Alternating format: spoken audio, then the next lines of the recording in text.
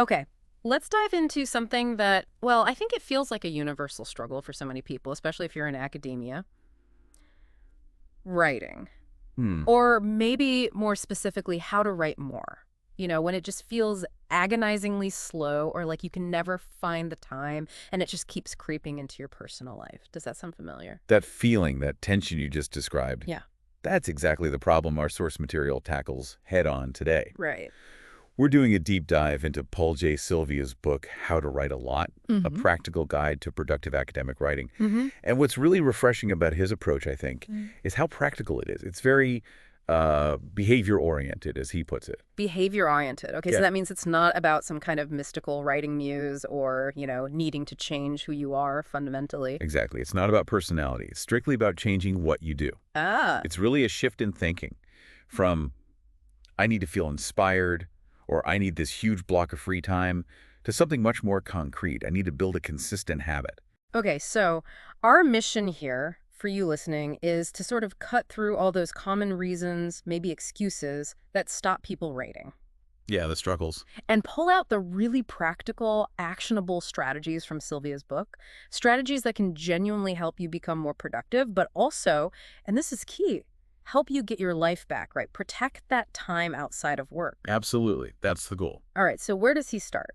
The book kicks off by tackling what Sylvia calls specious barriers to writing a lot. Specious barriers. I like that term. Yeah, these are basically the reasons people think they can't write much, but which he argues are, well, pretty flimsy when you look closely. And the biggest one, the one that just seems to trip almost everyone up, is this idea that you can't find time to write.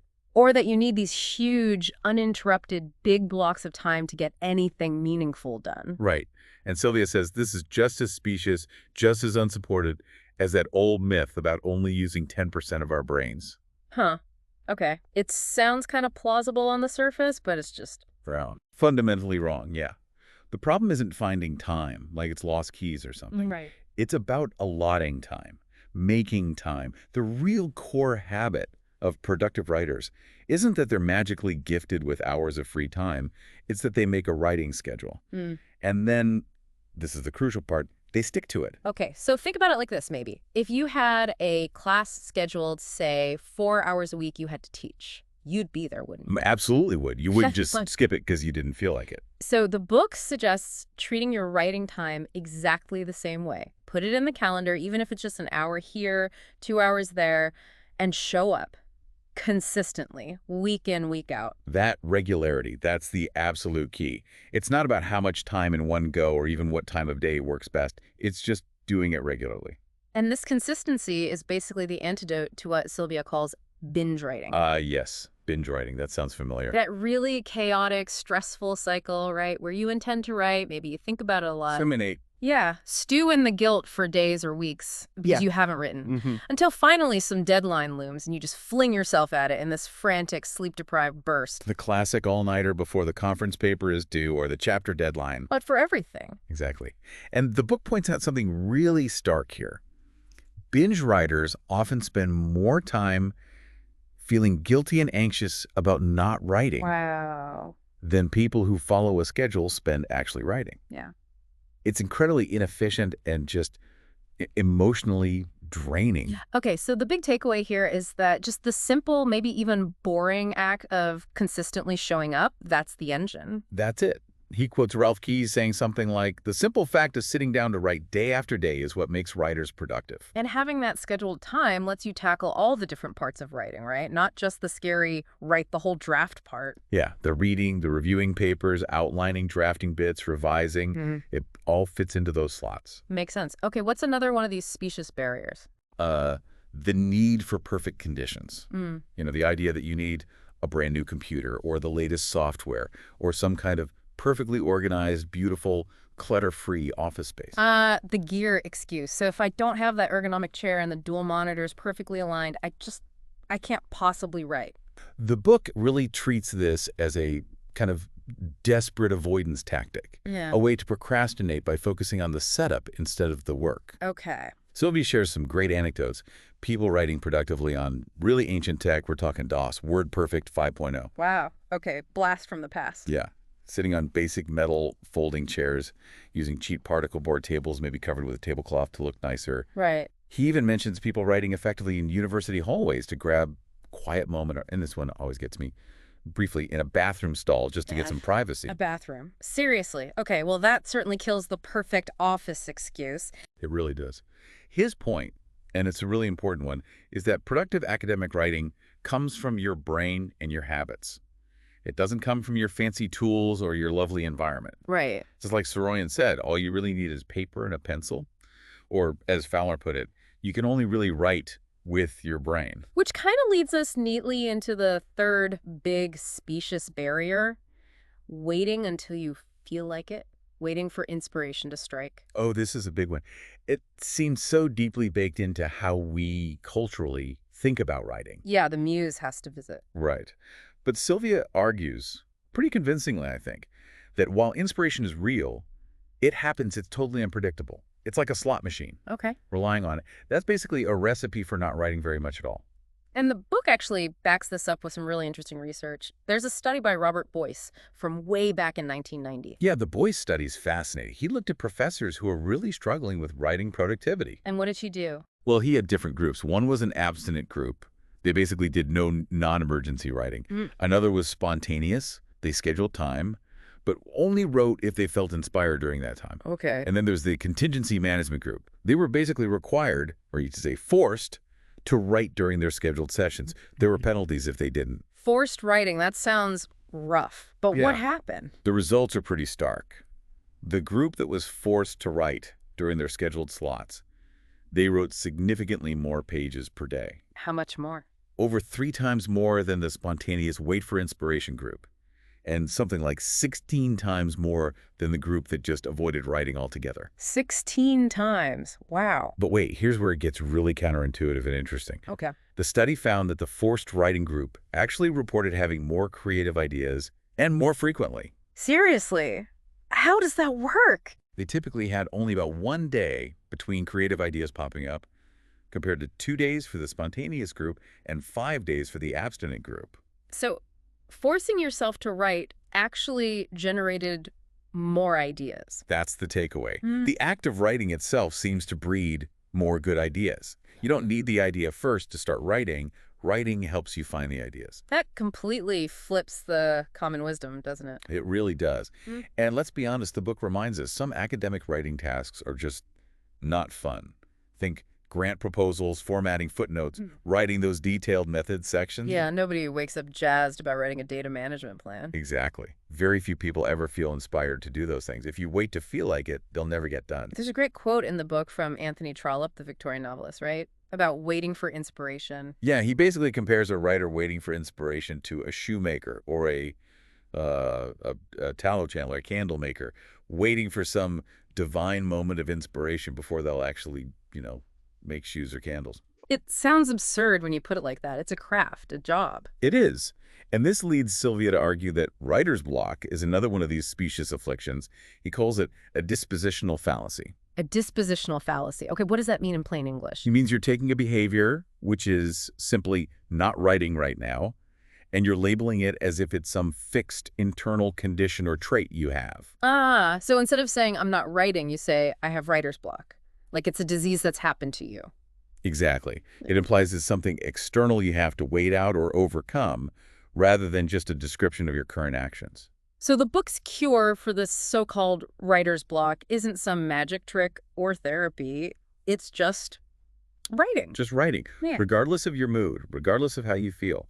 Silvia argues pretty forcefully that writer's block only seems to afflict people who actually believe in it as a real, insurmountable thing. Productive writers, they don't wait for the mood to strike. They follow their schedule, even when they really, really don't feel like it. And often, the feeling follows the action, not the other way around. Okay, that makes a lot of sense. So we've busted the myths. If the real key is scheduling and just showing up, how do you actually make that happen? How do you build those habits and make them stick, especially when life gets in the way? Well, the core idea, as we said, is treating that writing schedule like it's a non-negotiable class you teach. Yeah. It needs to be regular, same times each week if you can possibly manage it, week after week.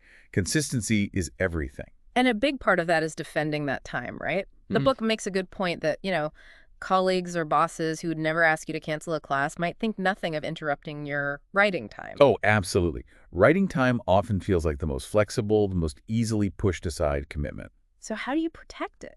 Silvia offers a slightly humorous but practical suggestion. Just tell people you have a meeting. I mean, Yeah. People tend to respect scheduled meetings more than I need to write. And for like maximum protection, he even jokes you could say it's a meeting about assessment or accreditation. that's brilliant. Nobody wants to mess with accreditation. Apparently not. It creates that external boundary. And I guess that ties into what the book says about writing groups, too. Having a group can make that scheduled time feel more like a real commitment, a real meeting you can't just blow off. Definitely. That external accountability is powerful. Okay, what about where you actually do the writing? Does the book say there's one perfect place? Like everyone needs a quiet cabin in the woods? Not at all. Actually, it emphasizes the opposite. The source notes that productive academics write in just a huge, almost freakishly diverse collection of environments. Okay. The really important thing isn't finding the perfect spot, but being brutally honest with yourself about whether a particular place helps you focus or just distracts you. Right. Like that cozy coffee shop feels like a good writing spot, but maybe you actually spend most of your time people watching or getting refills. Exactly. Or maybe the library is too quiet and makes you sleepy. The book mentions people writing effectively in sterile lab rooms, corners of libraries, shared offices, even those hallways we talked about. It's about function, what works for you, not about how it looks. The book also brings up self-monitoring as a really powerful tool for changing behavior. What does that involve? It's pretty straightforward, actually. It just means keeping an honest, objective record of your behavior. So for writing. Tracking when you wrote, maybe for how long, what specific project you worked on, perhaps even how many words or pages you managed, just the facts. And why is that helpful? Because confronting that honest record, seeing clearly what you actually did or didn't do, is often the first step towards making real change. It cuts through vague intentions like, I need to write more, Yeah. and shows you the reality. Makes sense. Now, for a lot of academics, it's not just one project. It's juggling multiple articles, maybe a book chapter, grant proposal. How does the book handle that? Silvia calls it a fiendish optimality problem. Yeah, deciding what to work on when you have multiple things going. It's tough. He acknowledges there's no single magic answer. So no perfect formula. Nope.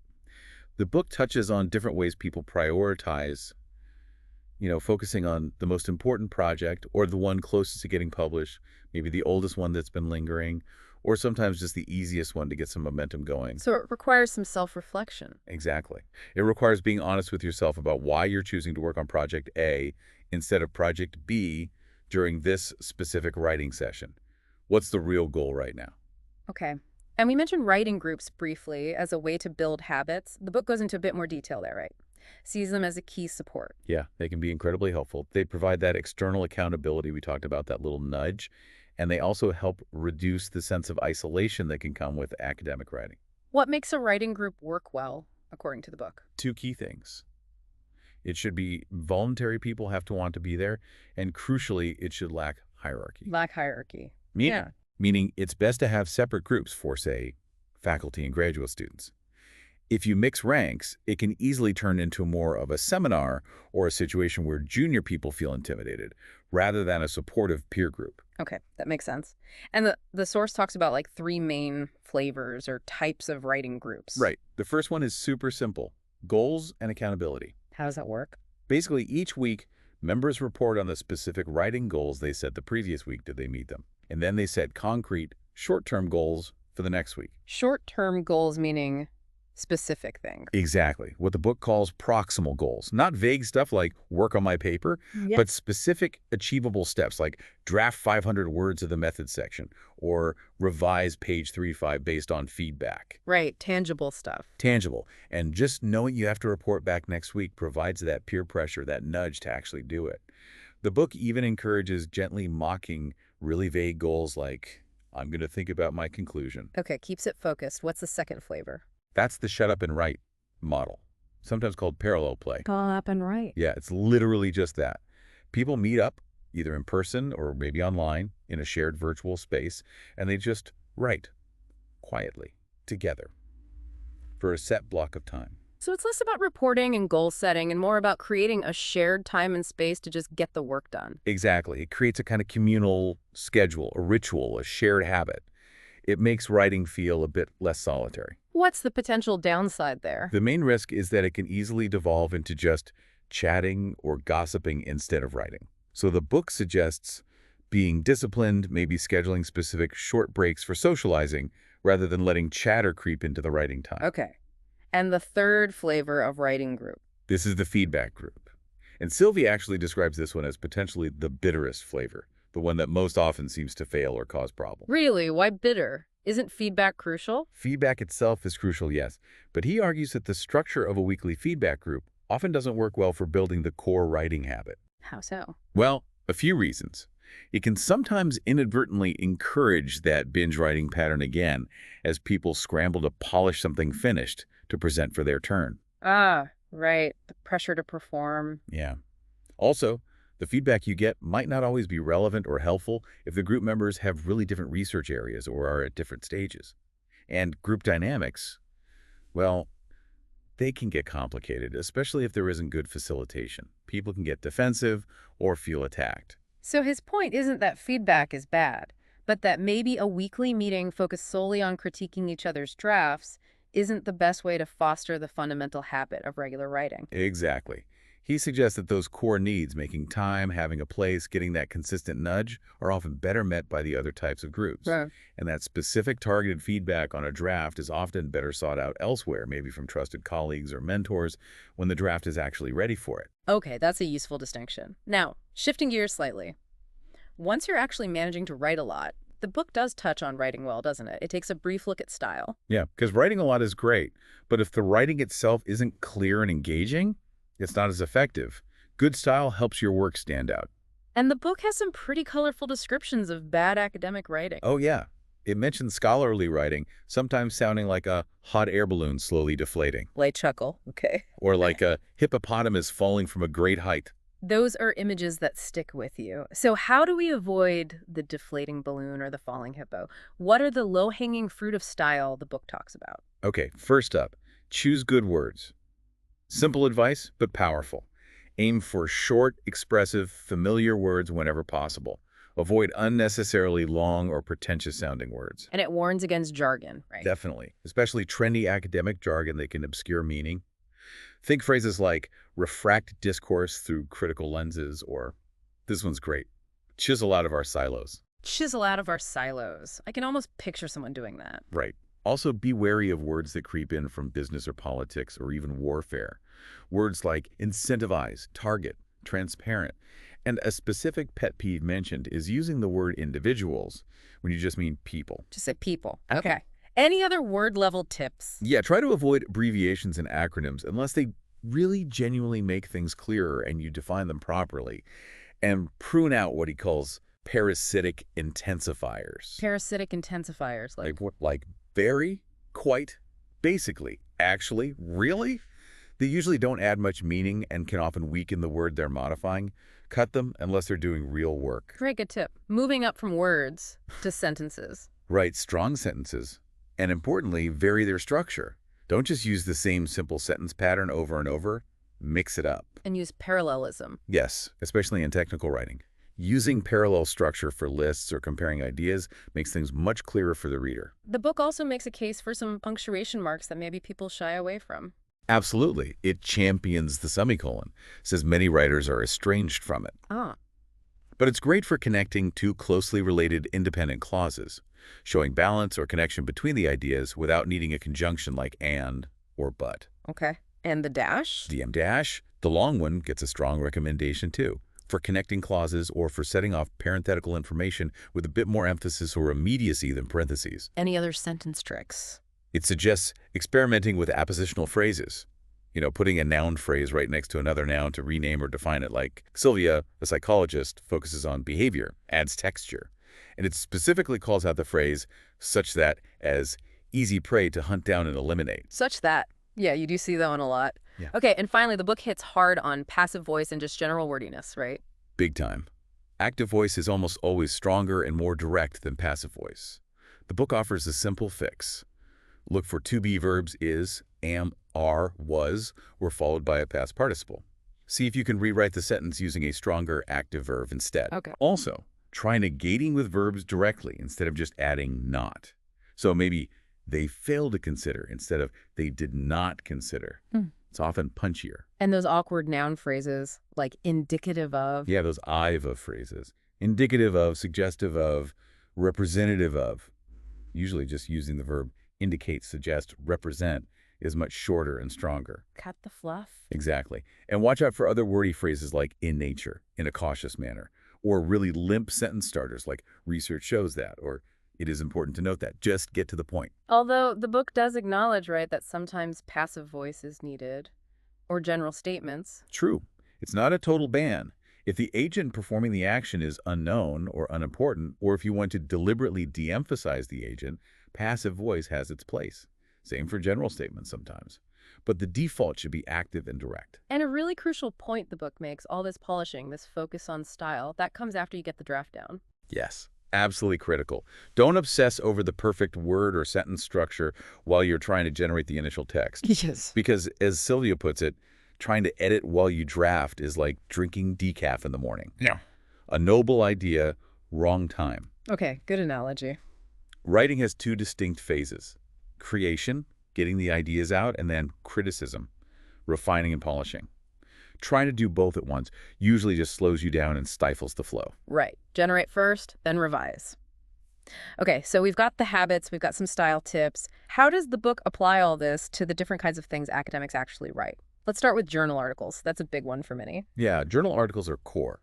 Sylvia actually describes the peer review process, despite all the horror stories you hear, as largely reasonable, predictable, rational, and fair. Really? I might surprise some people. Well, his point is that while it's imperfect and can be frustrating, writers can control two main things. The beauty of their paper, basically, making it as good as possible, and their persistence in working with journals, responding to feedback, resubmitting. Okay. And a key first step he emphasizes is picking your audience, right? Choosing a target journal before you even finalize the paper. Absolutely critical. You need to know who you're writing for. Use articles already published in that target journal as your models. Look at their structure, their tone, typical length, how they handle references, figures, everything. So tailor it specifically. Yes. And generally, being concise is a good thing in most journals. Make the title and abstract really work hard too. They need to be clear, informative, and packed with keywords because that's often all people see initially, or how they find your paper in searches. What about the structure of the article itself? The introduction. He suggests a kind of books and bookends formula for the intro. Start with a brief pre-introduction setting the stage, then have maybe 2 to 4 books, distinct sections, summarizing key background literature or theoretical ideas. And then the final bookend is the present research section, clearly stating what your study adds and how it fits in. Okay. And method sections. Those are described as relatively easy, the low-hanging fruit. The key is providing enough detail so someone can replicate your study and explicitly connecting your methodological choices back to previous research where possible. Results. Lead with your most important findings. Don't bury the lead. He suggests a simple remind, describe, explain format for presenting each key result. Remind the reader of the hypothesis or question being addressed, describe the outcome of your analysis, and then briefly explain what that result means in the context of your question. Avoid getting lost in minor or peripheral findings here. And the discussion section. That's where you step back again. Start by recapping your main findings, connecting them back to the questions raised in the introduction. Then discuss the broader implications. What do these findings mean? What are the theoretical or practical consequences? And finally, address any remaining issues or limitations. The book has a specific take on the limitations section, doesn't it? Yeah, it calls it often pointless in professional journals. Pointless. Well, because they often just list very generic limitations or obvious caveats future research should explore that don't add much value. Again, the advice is check the norms of your target journal. Some expect it, some don't care much. And references, more than just a list. Right. Your reference list isn't just about citing sources. It strategically positions your work within a specific scholarly conversation or field. Who you cite matters. Okay, submission time. Any tips there? Timing matters. Don't submit when you're totally frazzled and rushed, because the paper won't be its best. But also don't wait forever trying to make it absolutely perfect. That's often procrastination. A tighter, well-written first draft increases the odds an editor will see potential and offer a revise and resubmit. Makes sense. And read the journal's instructions for authors meticulously. But Every journal is different. Keep the cover letter short, professional, and to the point. No need for a long sales pitch. okay, then comes the waiting. And eventually, the decision letter. How should you approach that? Especially if it's not an outright acceptance. First thing, Yeah. don't automatically despair if the decision says reject. Really? Yeah. Ugh. Sylvia points out that many editors use reject as the standard term for anything that isn't immediately accepted as is. The actual text of the letter and the reviewer's comments will often contain clear signals encouraging you to revise the paper and submit it again. So look for the revise and resubmit invitation, even if the word is reject. Exactly. If you get an explicit invitation to revise and resubmit, even if it requires substantial changes, the advice is clear. Almost always revise and resubmit. It means the editor sees value in your work. Okay, so how do you tackle the revision itself? Systematically. Go through the editor's letter and all the reviewer comments, and create a list of specific action points. What needs to be changed? And you don't have to agree with every single comment, do you? No. For each point, you basically have 3 options. 1, make the change they suggested. 2, resist the change, but you need to provide a clear, polite, and well-reasoned explanation in your response letter for why you're not making that change. Or 3, for minor or ambiguous points, sometimes you can punt it back to the editor, explaining the issue and asking for their guidance. And that response letter, the cover letter for the resubmission, sounds really important. It's crucial. It needs to be reasonable, comprehensive, and keep the tone professional and low drama. Address every single point raised by the editor and reviewers, perhaps grouping related comments together. Show them you took their feedback seriously and explain exactly what you changed and where to find it, or why you didn't make a specific change. Of course, the fear of rejection is a huge thing for many academics. How does the book address that emotional side? Silvia is very direct about it. Rejection is just a normal part of academic publishing. Most papers submitted to good journals get rejected. It's statistically the most likely outcome, so it's actually rational to expect rejection rather than be crushed by it. Okay, manage expectations. Right. Motivation, he argues, shouldn't come from expecting acceptance, but from that fundamental desire to share your ideas. Peer review, for all its flaws, is meant to strengthen the work and the field. And critically, you have to be willing to make changes, sometimes big ones, based on constructive feedback. Don't be too precious about your first draft. Okay, good advice. Let's move from articles to books. The source calls book writing a curious practice. It definitely has a different feel, a different scale. Co-authorship can be a good route, especially maybe a mentor model where a more experienced author works with a junior one. But the book strongly warns against partnering with someone who doesn't already have good, consistent writing habits. 2 non-schedulers trying to write a book together. That's often a recipe for frustration. Right. And the basic unit of work is the chapter, presumably. Yes, the chapter is the building block. And an interesting tip is to save writing the introduction and the preface until the very end, after the main body of the book is drafted, because your understanding of the project often evolves significantly during the writing process. Okay. Now, what about that common idea that you absolutely need a sabbatical to write a book? The book completely debunks this. It's basically the big blocks of time fallacy scaled up to book length. Waiting for a sabbatical often just leads to immense pressure and what Silvia calls the horror of the sabbatical, where these huge expectations meet the reality of ingrained poor writing habits. A book, like anything else, gets written through consistent, scheduled work over time, not in one magical expended burst. So regular writing sessions, even if shorter, add up. How do you find a publisher for a book? Use your networks. Talk to colleagues. Look at who published the books you admire in your field. Going to academic conferences and meeting acquisitions editors in person is also a really good strategy. Make a connection. And the book proposal, that sounds like a major hurdle. It's absolutely key. It's the document that sells your book idea to the publisher.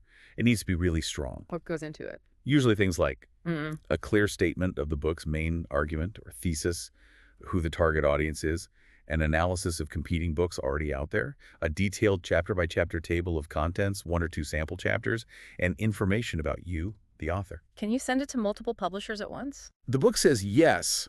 Simultaneous submission is generally acceptable for book proposals, unlike journal articles, but it suggests being upfront with the publishers that you're doing so, Right. and maybe have a quiet preference for where you'd ideally like it to land. Okay. Once you get a contract, what should you pay attention to? Two big things mentioned are the agreed-upon length, word count or page count, and critically, the delivery date for the manuscript. Meeting that deadline really impresses publishers and starts the relationship off well. And after the writing is done, it's not actually done, is it? Not quite. There's a whole phase of what the book calls humdrum tasks.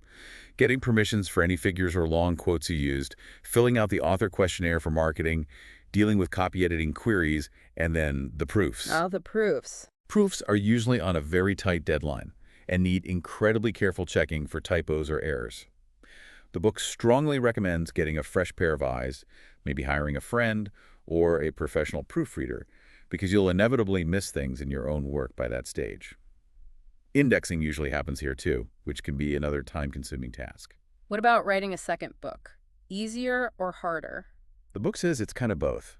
Easier because you've done it before, you have more confidence, you know the process. Harder because often your ambition grows. You want the second book to be bigger, better, more impactful than the first. And textbooks, are they a good path? The book is pretty cautious about textbooks. The market has changed, it's very competitive, it calls them risky, and notes that most actually fail commercially. The advice is pretty blunt. Don't write a textbook primarily hoping to get rich. It rarely works out that way. And ironically, the most ambitious, creative textbook ideas are often the riskiest in the marketplace. Okay, good to know. Finally, let's touch on grant proposals. Silvia frames this section with a nice idea. Sometimes common sense actually is sensible. Yeah, basically saying that a lot of the standard advice you hear about grants is standard because it actually works. Like what? What's the good conventional wisdom? Things like contact your university's grants office early. They know the systems.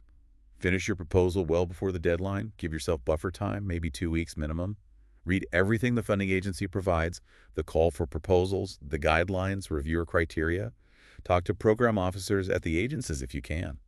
Get examples of successful proposals in your field, and definitely get feedback on your draft from experienced colleagues before you hit submit. Sounds like solid advice, and it's usually not a one-shot deal, right?